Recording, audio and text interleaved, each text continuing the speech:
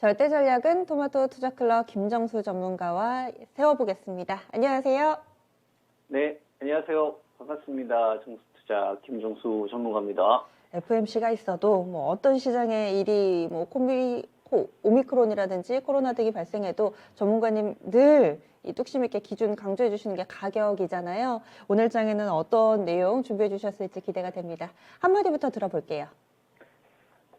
오늘 장 한마디는 실적, 성장, 모멘텀, 유무, 네. 가격 매력, 세 가지 조건 이렇게 정해봤습니다. 실적하고 모멘텀, 가격 이 세 가지가 있는지가 종목을 고르는 기준이라는 말씀이신 거세요? 좀 더 설명해 주세요. 네, 실적이 성장하지 않는 기업을 굳이 비싸게 살 필요는 없잖아요. 우리가 그 기업에 투자를 하려면 올해보다는 내년이 좋거나 내년보다는 내후년이 더 좋았었을 때 투자를 저는 해야 된다고 생각합니다. 그리고 모멘텀이 없는 것들은 굳이 비싸게 살 필요 없잖아요. 끝나가는 건데 모멘텀이 없는 것보다는 있는 것이 우선돼야 되겠죠. 같은 돈을 투입을 하는 거니까. 그 다음에 가격 매력. 아무리 좋은 조건을 충족을 한다고 하더라도 실적이 고성장을 하고 그 다음에 모멘텀이 풍성하다고 하더라도 매수를 하는 순간 수익은 결정되기 때문에 내가 진입을 했을 때 얼마만큼의 기대 수익률이 나오느냐, 얼마만큼의 이익이 나한테 떨어질 수 있느냐, 이 조건이 충족되려면 가격이 메리트가 있어야 되거든요. 이 세 가지 조건을 충족한 거를 우리는 좀 주도주라고 부르면 될 것 같고요. 이런 조건이 충족되지 않은 기업들은 유동성이 풍부했었을 때는 좀 여유롭게 우리가 주식을 대응을 해도 되지만 그렇지 않고 지금처럼 긴축되는 구간, 유동성이 좀 줄어들고 있는 축소 구간에서는 굳이 비싸게 살 필요가 없다라는 생각을 하면서 전략을 세워야 될 것 같아요. 이러한 기조를 저는 계속 방송을 통해서 말씀을 좀 드리고 있고, 코스피 지수 기준으로 3050이라는 숫자가 저는 정말 중요하다라고 생각을 하는데, 여기 아래에서의 어떤 조건은 저점을 예측하려고 하지 말고 그냥 거품 빠진 주식들만 공략하면 된다라는 심플한 전략으로 여러분들에게 전략 계속 제시해드리고 있고, 그리고 종목들도 정말 많이 추천을 좀 드렸잖아요. 거품이 제거된 주식들, 그죠? 그리고 전고점을 돌파를 하는 흐름들이 만약에 나온다면 반도체를 반드시 좀 가지고 있자, 이런 이야기를 방송을 통해서 여러 번 이야기를 해드렸습니다. 전일자 해외 시장에서의 금리 이벤트가 있었죠. FOMC에서의 금리 관련된 발언, 그 다음에 테이퍼링 관련된 발언들, 이런 것들이 있었는데, 해외 쪽의 시장 흐름 한번 살펴보도록 하겠습니다. 이게 좀 확대를 해서 한번 보면요. 다우존스 같은 경우는 최근 들어서 가격 조정 구간들이 있었잖아요. 그죠? 36,500에서 34,000까지 갔다 왔다가 지금 다시 한 36,000까지 빠르게 이제 반등을 시도하는 흐름이 나왔는데, 고점하고 저점하고의 어떤 중간 다리 역할을 하고 있습니다. 미국은 우리나라처럼 반도체 수출 국가가 아닙니다. 항공기나 석유 제품, 원유가 수출 중심이고요. 그리고 이 수출 비중조차도 적습니다. 내수 중심으로 이루어진 국가이다 보니까 인구가 3억 3천만 명이 되다 보니까 내수에서만 소비되더라도 아무런 문제가 없거든요.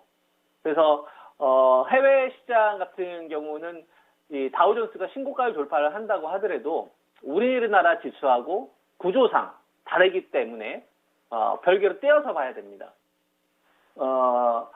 독일 같은 경우를 보더라도 다우존스하고 좀 비슷한 상황인데 전고점 구간을 11월 달에 형성을 했고, 그 다음에 11월 말에서 12월 달 초에 전고점을 형성을 했다가 지금 반등 나왔다가 약간 횡보하는 흐름이잖아요. 독일은 자동차 중심의 국가입니다. 우리나라처럼 똑같이 수출주 중심인데요. 자동차가 넘버원이에요. 우리가 다 알고 있는 BMW나 뭐 폭스바겐이나 벤츠, 다임러, 이쪽이 이 독일 경제의 중심이란 말이에요. 그 다음에 2위가 자동차 부품입니다. 그러니까 자동차의 나라인 거예요. 그래서 만약에 자동차와 관련된 글로벌 경기에 대한 이 기대감이 높아진다거나, 그죠? 어떤 실적에 대한 상향 우상이 되면 독일 증시가 제일 강해야 되겠죠. 근데 그렇지 않고 딱 중심에 있잖아요. 그럼 현대차나 기아차를 바라보는 거는 박스권 이상의 전략을 좀 가져가면 안 된다고 보거든요. 이것만 보더라도. 그 다음에 일본 증시를 보면 일본도 고점하고 딱 중심 정도에 있지 않습니까? 일본은 도요타 빼면 사실상 이 수출에 대한 의미가 크게 의미가 없습니다. 우리나라는 반도체가 1등이지만 일본은 내수주 중심이거든요. 그래서 우리나라 한국전력에 해당하는 도쿄전력이라든지 SK텔레콤이나 KT에 해당하는 NTT 도코모라든지 소프트뱅크라든지, 그죠? 요런 게 일본 니케이에서 시총 상위 종목이에요. 내수 기반으로. 인구가 한 1억 3천만 명 정도 되다 보니까 1억 2천만 명, 한 1억 3천만 명 정도 되다 보니까 자체적인 내수 소비로 어느 정도 경기 방어가 이루어진 산업인 거죠. 그래서 일본 증시가 간다고 해서, 일본 증시가 횡보한다고 해서, 일본 증시가 하락을 한다고 해서 우리나라 시장의 연계성은 오히려 떨어진다. 차라리 엔화 흐름 보는 게 더 낫다 이거죠. 그러면 다우존스도 그렇고 니케이도 그렇고, 그다음에 독일을 보면 우리가 어떤 글로벌 동조화가 만들어지기가 어려운 조건이구나라는 거를 여기서 바로 캐치를 해야 되는데요. 제 눈에 띄는 거는 랩 리서치가 유독 강하다. 랩 리서치가 유독 강하다. 저는 이게 눈에 확 띄어요.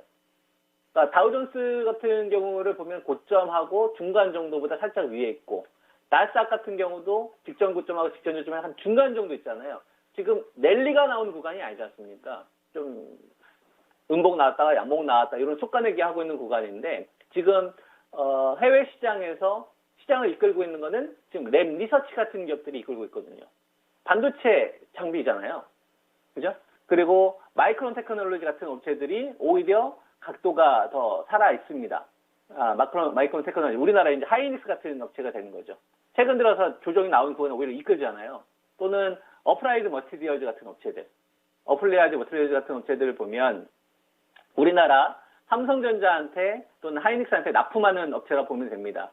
그러니까 어플라이드 머티리얼즈나 랩 리서치나 이런 업체들이 가는데 삼성전자나 하이닉스 반도체가 없다. 이건 전 문제가 있다라고 보는 거예요. 그래서 여러분들에게 계속 이야기해드리고 있는 이유가 좀 이런 흐름도 글로벌 시장에서 통용되고 있는 이런 것들을 제가 좀 체크를 해둘 수 있고요. 그 다음에 바이오 제약 관련돼서 제가 삼성하고 SK그룹의 이 mRNA 플랫폼에 상당한 좀 투자를 하고 있는데, 이 흐름을 제가 거스르면 안 된다는 이야기를 하고 있지 않습니까? 화이자를 보십시오. 이게 끝날 것 같으면 이런 시세가 안 나오겠죠. 시가총액이 10조, 20조짜리도 아니고 200조가 훨씬 넘어가는 이런 업체가 이 mRNA 백신 대표적으로 우리가 화이자하고 모더나잖아요. 그러면 삼성바이오로직스도 mRNA 원액 생산하는데 시설 투자하고 있고, CJ 제일제당도 CJ 바이오사이언스 하면서 바이오작 키우고 있고, SK는 이미 시설 투자 발표했죠. mRNA 쪽하고. 그러면 현재 바이오 제약이 없는 게 말이나 되느냐, 지금 구간에. 저는 이건 X라고 보거든요. 다만 코로나에 너무 치중되어 있어서 여러분들이 코로나 관련된 수혜주를 찾지 말고, 바이오 제약에서도 제가 그동안 방송을 통해서 여러분들이 추천드렸던 좋은 주식들 정말 많지 않습니까? 걔들에 대한 밸류만 산정하게 되면 지금 구간에서 시장을 좀 능히 이길 수 있을 만한 주식들이 저는 많이 보이거든요. 이런 쪽을 여러분들이 좀 아이디어를 좀 얻으셔서 투자하시면 좀 어떨까. 삼성 바이오로직스하고 SK 바이오사이언스는 이번 구간에 제가 방어를 기준으로 했던 자리가 한 82만 원 정도 되거든요.